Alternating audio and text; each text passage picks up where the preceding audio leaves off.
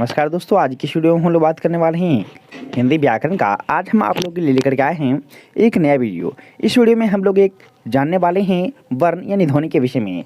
आज हम लोग जो है इस टॉपिक का टोटल इंपॉर्टेंट जो भी ऑब्जेक्टिव क्वेश्चंस बन सकते हैं उसका हम लोग डिस्कशन करने वाले हैं।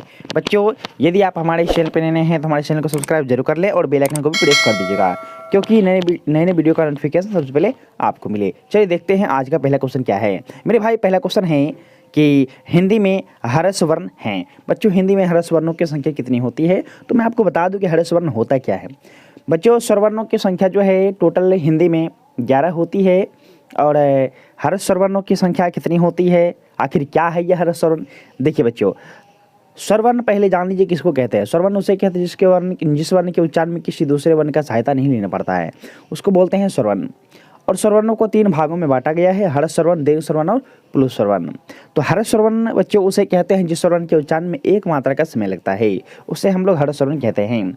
और इसमें कौन कौन सा वर्ण आता है बच्चों? ओ आता है, हर्षई आता है, हर्षऊ आता है और री आता है।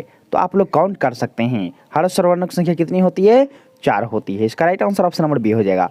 अगला क्वेश्चन बच्चों, क्वेश्चन के अ का उच्चारण स्थान है। बच्चों, अ का उच्चारण जो होता है कहाँ से होता है? कंठ से। ओ आ का वर्ग हो और विसर्ग का उच्चारण भी कंठ से ही होता है। मैं आपको बता दूं बच्चों कि कवर्ग कहने से क का पूरा वर्ण क ख ग घ अंग ये सब आते हैं, तो इनका उच्चारण कहाँ से होता है? कंठ से ही होता है। अगला क्वेश्चन बच्चों, क्वेश्चन है कि र और री र और री का उच्चारण स्थान है। मेरे भाई, आप लोग एक पॉइंट ध्यान समझिएगा, तो ये क्वेश्चन आप बिल्कुल आसान तरीके से जवाब दे सकते हैं। देखिए, यो, रो और लो, ये आप याद रखिएगा। और लास्ट का तीनों सौ, तालब सौ, मूर्धन्य सौ और दंत सौ। मेरे भाई, जहाँ से तालब सौ का उच्चारण होगा वहाँ से यो का ही होगा। आप लोग ध्यान से सौ का उच्चारण करिए, वहीं से पता चले तालब सौ, तालु आता है तो तालो नहीं, तालम स का उच्चारण कहाँ से होगा? तालु से होगा। तो यो का भी कहाँ से होगा? तालु से।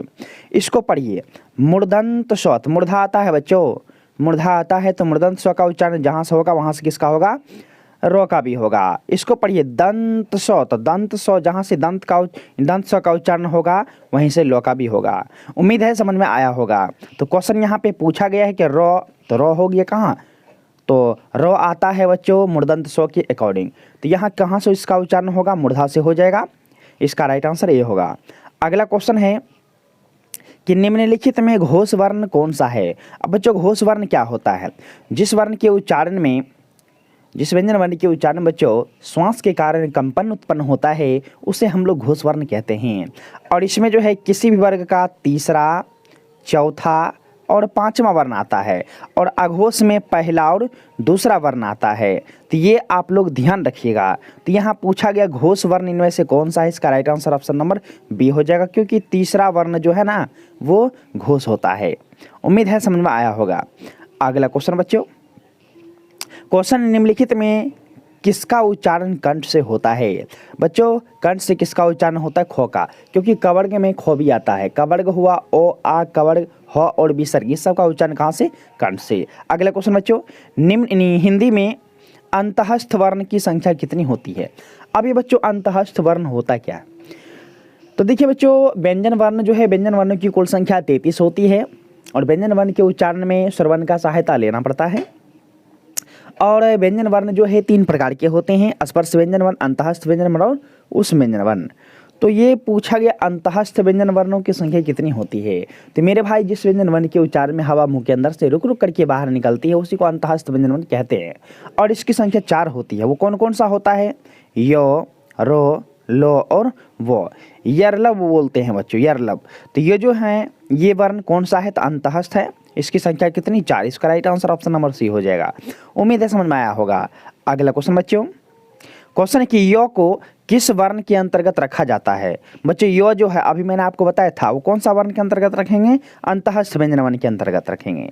अगला क्वेश्चन है कि निम्नलिखित में अघोष वर्ण कौन सा है? बच्चों, अघोष वर्ण देखिए, अभी मैंने आपको बताया था तीसरा, चौथा और पांचवा ये सघोष होता है।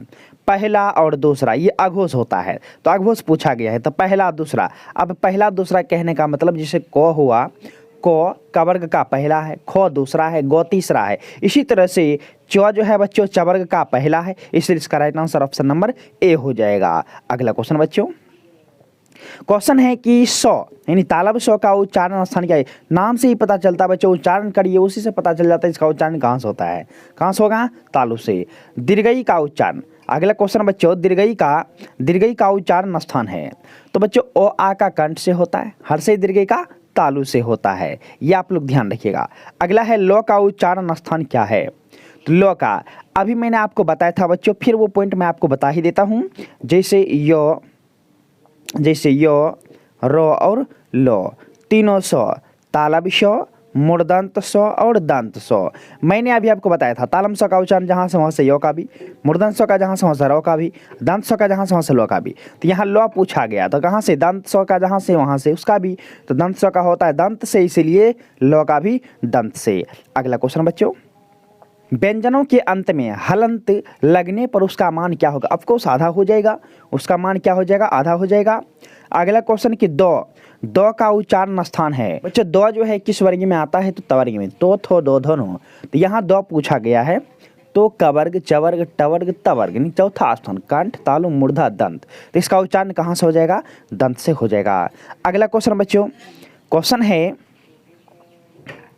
कि आ दीर्घई दीर्घौ वर्ण हैं तो बच्चों आ दीर्घई दीर्घौ जो वर्ण हैं ये दीर्घ स्वर वर्ण है। क्यों? क्योंकि इस वर्ण के उच्चारण में 2 मात्रा का समय लगता है, इसीलिए हम लोग इसको दीर्घ स्वर वर्ण कहते हैं। अगला क्वेश्चन कि भौ का उच्चारण स्थान क्या है। भौ तो बच्चों पवर्ग में आता है और पवर्ग हमारा लास्ट होता है, तो उच्चारण स्थान भी हमारा लास्ट क्या है? ओष्ठ है। कंठ तालु मूर्धा दंत ओष्ठ होता है, तो ये ओष्ठ जो है भौ का उच्चारण स्थान हो जाएगा। अगला क्वेश्चन बच्चों, अगला क्वेश्चन कि अंघ्व का उच्चारण स्थान क्या है। बच्चों अंघ्व जो है कवर्ग में आता है, तो इसलिए इसका उच्चारण कहाँ से हो जाएगा? कंठ से। नो यानी मूर्धन्त नो का उच्चारण स्थान क्या है बच्चों? तो टवर्ग में आता है, टवर्ग कवर्ग चवर्ग टवर्ग, तीसरा स्थान कंठ तालु मूर्धा, तो इसका राइट आंसर क्या हो जाएगा? ऑप्शन नंबर बी हो जाएगा। अगला क्वेश्चन बच्चों कि व्यंजन के कितने प्रकार होते हैं। मैंने अभी आपको बताया था व्यंजन के कितने प्रकार, 3 प्रकार, स्पर्श व्यंजन वर्ण, अंतःस्थ व्यंजन वर्ण और उस व्यंजन वर्ण। अगला क्वेश्चन बच्चों कि गौ का उच्चारण स्थान क्या है। अब बच्चों गौ जो आता है कवर्ग में आता है और कवर्ग का कंठ से, तो गौ का भी कहाँ से? कंठ से ही उच्चारण होगा। अगला क्वेश्चन बच्चों, तो का उच्चारण स्थान क्या है। तो आता है तवर्ग में, तो का उच्चारण स्थान क्या है? ये उच्चारण स्थान है तो जो आता है बच्चों तवर्ग में आता है और तवर्ग का उच्चारण जो होता है दंत से होता है, इसीलिए इसका right answer option number B हो जाएगा। अगला क्वेश्चन के छ का उच्चारण स्थान क्या है। छ बोलते हैं बच्चों कवर्ग चवर्ग, दूसरा स्थान इन तालु, इसका right answer option number B हो जाएगा। अगला क्वेश्चन बच्चों कि ध का उच्चारण स्थान क्या है। तो ध बच्चों तवर्ग में ही आता है, इसीलिए इसका उच्चारण स्थान कहाँ हो जाएगा? दंत हो जाएगा। अगला क्वेश्चन बच्चों, क्वेश्चन है कि एक ध्वनि जब 2 व्यंजनों से संयुक्त हो जाए तब वह कहलाती है। जब एक ध्वनि 2 व्यंजनों के साथ संयुक्त होते हैं बच्चों तो उसी को बोलते हैं संपृक्त ध्वनि। अगला क्वेश्चन है कि फ का उच्चारण स्थान क्या है। बच्चों फ जो आता है पवर्ग में आता है, इसीलिए इसका उच्चारण स्थान कहाँ से होगा? ओष्ठ से हो जाएगा। और लास्ट क्वेश्चन है बच्चों कि ट का उच्चारण स्थान क्या है। तो कवर्ग चवर्ग टवर्ग, तो तीसरा स्थान कंठ तालु मूर्धा, इसलिए इसका right answer option number B हो जाएगा। उम्मीद है यह वीडियो आपको समझ में आया होगा। यदि समझ में आया है तो वीडियो को लाइक जरूर करें। मिलते हैं अगले वीडियो में एक नई जानकारी के साथ, तब तक के लिए बहुत बहुत धन्यवाद।